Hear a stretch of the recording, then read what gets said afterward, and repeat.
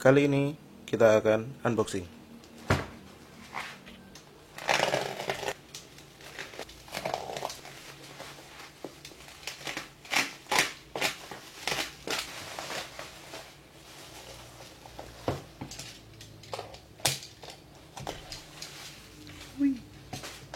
Oke, jadi barangnya kardusnya polosan ya, polos seperti ini. Dan ada tulisan Cinanya.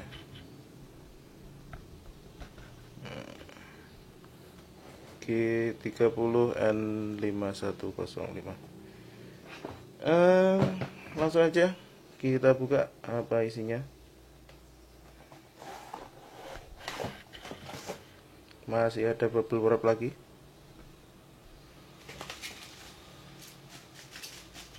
Dan ini dia.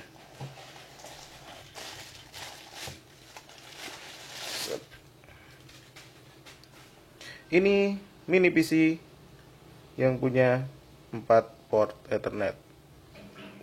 Wow, mantap. Casingnya metal. Ini semua casingnya metal ya.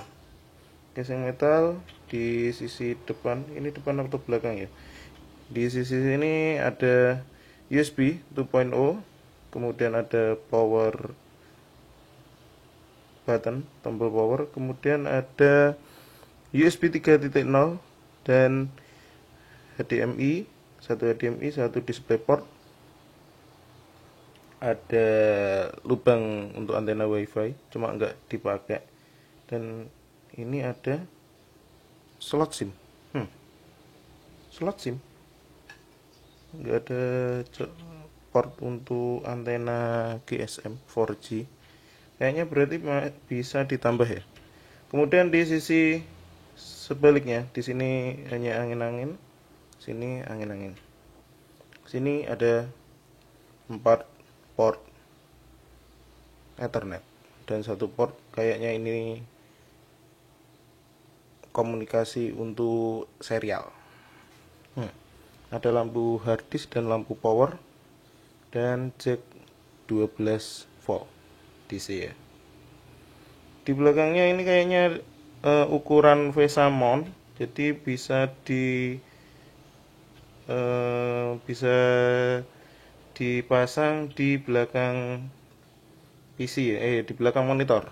Tapi kayaknya terlalu berat untuk di belakang monitor. Kita coba cek isi paketnya lagi. Dalamnya ada kotak lagi.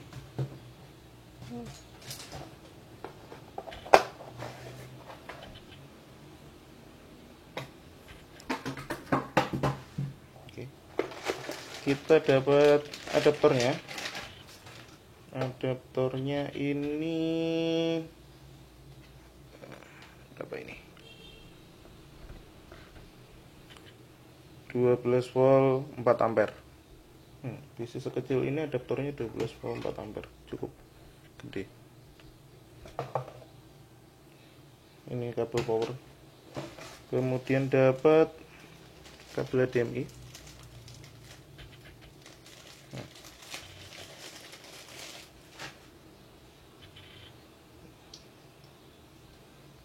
Iya, kabel HDMI standar ya, kayak dapat dari monitor. Panjangnya ya 1 meter, sekitar 1 meter, mungkin 75 cm.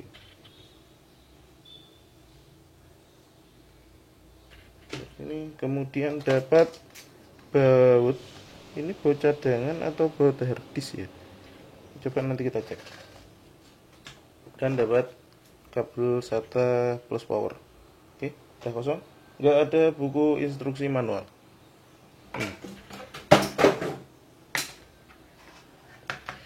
Jadi ini mini PC dengan spesifikasinya Intel Quad Core N5105, 4 core 4 thread dengan clocknya 2,9 GHz. Kemudian Intel HD Graphic, RAM-nya ada DDR4, sudah DDR4 ya. Ini tapi kayaknya short DIMM, karena mini PC biasanya RAM-nya pakai RAM laptop. Kemudian 4 port, ini 2,5 gigabit, jadi ini gigabit plus 2,5 ya, dan pakai LAN card-nya Intel juga. Ada DisplayPort HDMI, support OS-nya Windows 10, 11, Linux, pfSense. Ini yang saya beli ternyata yang seri RAM 8GB dan internal SSD 128GB. Oke, pertanyaannya, buat apa barang kayak gini? Jadi ini rencananya mau saya install MikroTik X64. Oke, sebelumnya karena ini kayaknya boleh dibuka ya, karena nggak ada segelnya, di sekelilingnya nggak ada segelnya, jadi langsung aja kita lihat dalamannya sekalian dan kita cari tahu itu buat apa. Oh, panjang, bautnya panjang, kita taruh sini. Cuma ada 4 baut ya.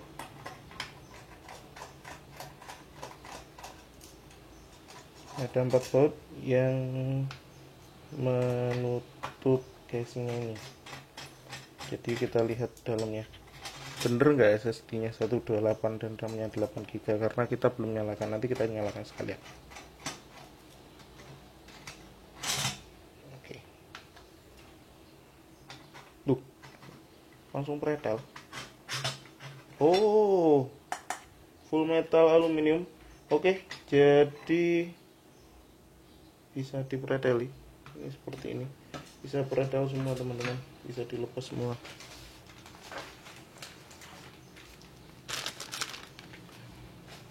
Ini backplate, ini bottom plate ya. Ini entah yang depan mana, yang belakang yang mana. Seperti ini. Dan ini isi dalamnya. Kita dapat RAM dari Crucial. Ini 8GB DDR4. 8GB.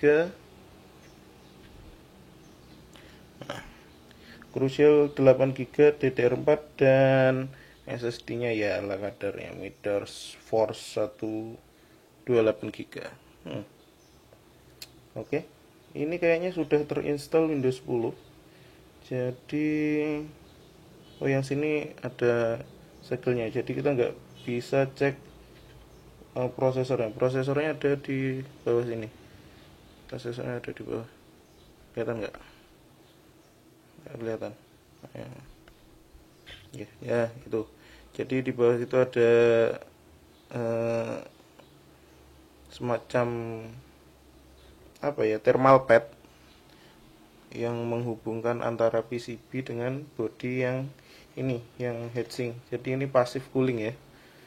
Semoga saja dia nggak panas, karena kalau dilihat dari spek prosesornya itu bukan spek prosesor yang tinggi, jadi dia low power. Jadi ini ya kita lihat nanti. Kita akan coba nyalakan. Ternyata belum ada OS-nya. Kita harus install ulang dulu. Oke, ini setupnya sudah selesai ya, dan ini coba ngeplay video YouTube. Ini 2K, jadi nggak 4K, walaupun di speknya tadi bisa support 4K ya. Ini resolusi 2K, dan ya untuk prosesornya yang Celeron buat playback YouTube lumayan oke. Untuk ini di Windows ya, Windows 10 Pro. Ini speknya, CPU nya 4 core, quad core ya, quad core 2 GHz. Dia bisa sampai turbo 2,9 kalau lihat di spek. Untuk memorinya 8GB, baru kepake 2,3, cukup boros karena pakai Windows ya. SSD-nya oke. Ethernetnya ini yang lumayan apa ya, sangar ya kayaknya. Jadi dia itu ada 4 Ethernet. Ada 4 Ethernet kayak gini. Ini semua pakai Intel. Kayaknya kalau pakai Intel nanti di MikroTik dia support. Tapi ini saya coba sekedar nyoba di Windows ya, buat diinstal Windows. itu cukup oke. Jadi untuk teman-teman mungkin yang butuh untuk apa ya namanya media player atau apa buat di ruang tamu atau di tempat kerja buat play YouTube atau play film bisa pakai ini.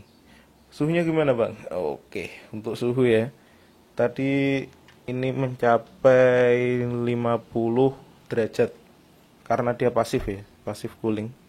Jadi 50 derajat. Mungkin kalau teman-teman ruangannya tidak ber-AC harus nambah kipas kayaknya.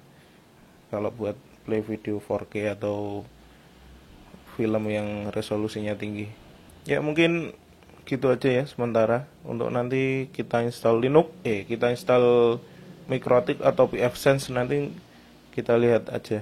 Kita lihat mana yang performanya bagus. Yang jelas ini nanti PC buat ganti RP 450 GX4 ya.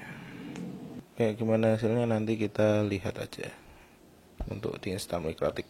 Oke, terima kasih sudah menonton dan sampai jumpa di video selanjutnya.